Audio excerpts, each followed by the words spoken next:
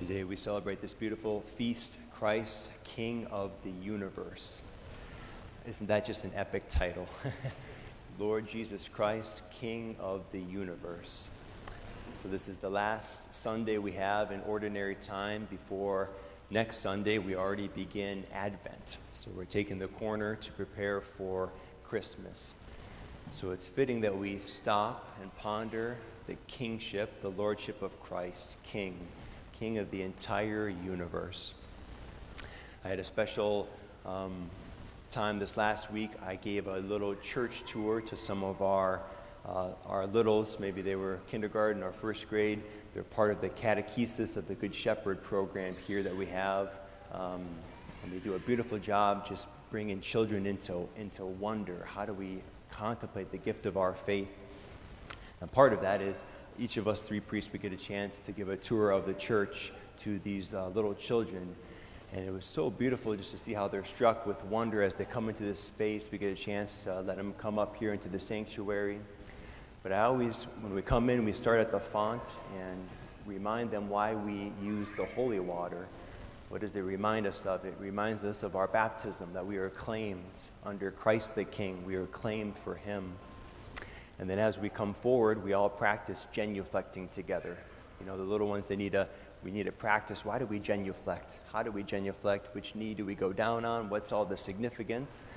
And I always tell them, well, the reason we do this is because Christ is the King, and His home is right here in this tabernacle.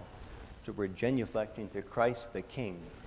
And whenever we see that red sanctuary lamp on, it reminds us that He's home. That Jesus is home. He's waiting for us, Christ the King. And they always have such good questions. I show them the chalice, the patens, all these things. They say, is that real gold? Is that real silver? And I say, yeah, it is. They're like, wow, that's amazing. I'm like, it's because it's for the King. Like in the liturgy, everything we do is for Christ the King. And kings deserve gold. They deserve silver. All the best that we can possibly give. Think about our beautiful adoration chapel, the golden monstrance. It is gold because it holds Christ, holds him the King. And as I tell them to genuflect, maybe just a little bit more on that image of saying hello to Jesus Christ the King. It actually goes back to very ancient times, but it was always the posture of coming into a king's presence. One would genuflect. And it's actually even a soldierly presence, because when one genuflects, they're exposed. So think about a knight. They would genuflect, and they actually couldn't draw their sword as readily when they're down on one knee. They couldn't defend themselves. So it's this actual sign of submission before a king. Say, actually, my life is in your hands. If you want to draw your sword and kill me, you could, because I can't defend myself. This sign of submission, this sign of reverence for a king, for Christ the King. I know I mentioned it before. I love the book of the prophet Daniel. There's a lot of rich images there, so that was our first reading that we heard, kind of this prophecy of the coming of the Son of Man, the one who's coming on the clouds. He comes before the Ancient of Days, and all dominion, all power, all glory is given to Him.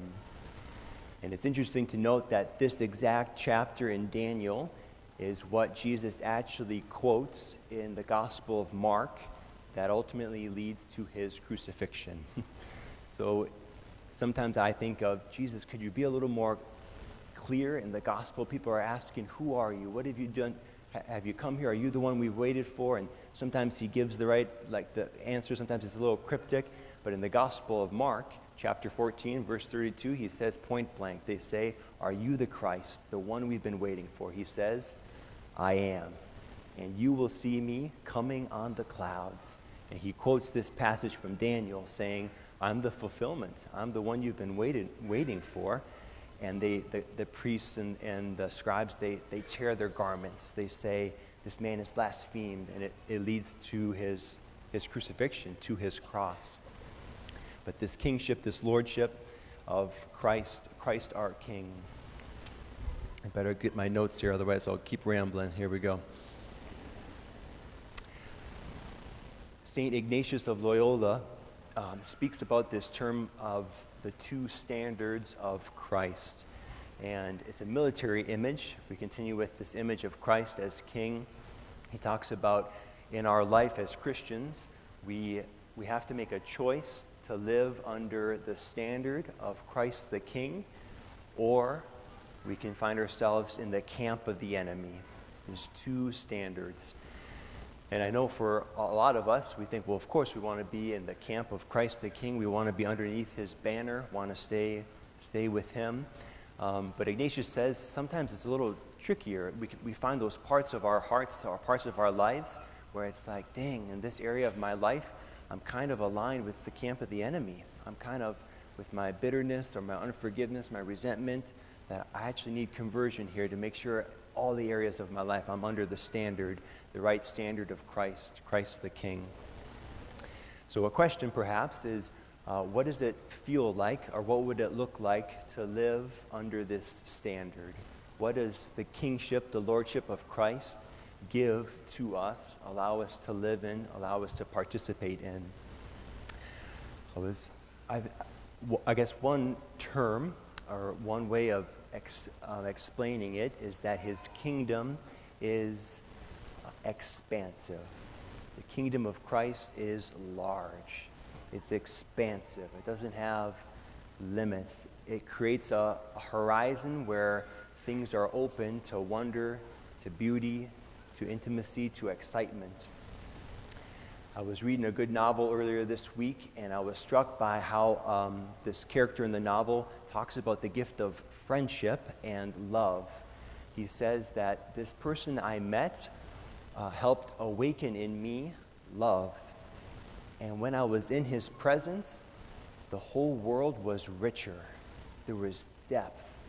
The whole world was richer. There was a horizon that I couldn't reach on my own, but when I was with him, I experienced that there was so much more to life. So much more, even perhaps struggle, sorrow, but so much more joy and peace and love. That this love of friendship opened him up to a deeper, a wider, a broader horizon that he lived in. Friendship, love. This kingdom that Christ gives us is that same way, that it actually wants to open us up in an expansive way to a kingdom of love, kingdom of truth, kingdom of justice. And we might think, well, maybe that's not the way I've experienced my Christian faith. Sometimes it feels like there's just rules and obligations and like the 10 Commandments. Thank goodness there's not 11 of them, right? But that's just the beginning. So I just want to say for all of us to take heart that these rules, these obligations, the ways we actually live our faith, it has to be undergirded and preceded by an encounter with love. That Jesus actually has this beautiful, expansive way to live a human life that he actually wants to share with us, that he actually wants to show to us. But we have to say, Lord, show that to me. I don't want to live just merely externals. I want to live a heart-to-heart relationship with you, a living God, a God of fire, a God who comes on the clouds, the Ancient of Days, Alpha and the Omega, the beginning and the end. In the Gospel, Jesus speaks about that. He talks about that he's the truth, and that he's speaking with Pilate, the king of the world at that time. Well, I guess he was the governor for Jerusalem, so maybe not the best position, but he was a Roman, so he had a lot of power, people underneath him. And Jesus said he was born and came into the world to proclaim the truth, and that everyone who listens to his voice will know the truth. And elsewhere, Jesus says that the truth really sets one free. The truth sets one free. I'll just leave us with one more image of a regal image, Christ as King, and it's from our second reading of the book of Revelation. It talks about Christ as the King, and it's actually in the 3rd chapter of Revelation that, and it's kind of a famous image, you might see it. Jesus says, "Behold, I stand at the door and I knock." And so this image, if you just Google that, "Behold, I stand at the door and knock," sometimes there's this beautiful image, you'll probably find it on Google, of Jesus with a crown on. He's in a regal garment like a king, and he's standing at a door knocking. This door of each of our hearts. I stand at the door and I knock. That anyone who opens the door and lets me enter, I will come in, and I and my Father will sit down, and we will have supper together. We will recline at table together in friendship, in union, in love. I stand at the door and knock. This expansiveness, this beauty, the love that God gives to us as Christ our King, the reason we genuflect when we're in his presence, because the King is home, the reason all the beautiful music, the incense, the gold, the silver, is because he is our King, and he wants us to experience this expansiveness of his life. But he does knock. He knocks at the door of each of our hearts. So encourage us as we approach him in the Holy Eucharist today. It's really the most profound gift he can give us, his body and his blood, his soul and divinity. This is my body given over for you.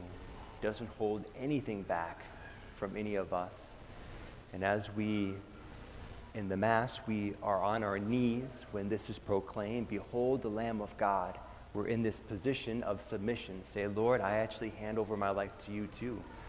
I'm here, I'm before you, and I give you permission to meet me here in my need so we can experience the power of his love, the power of his transformative kingdom, and the power of him as our truth.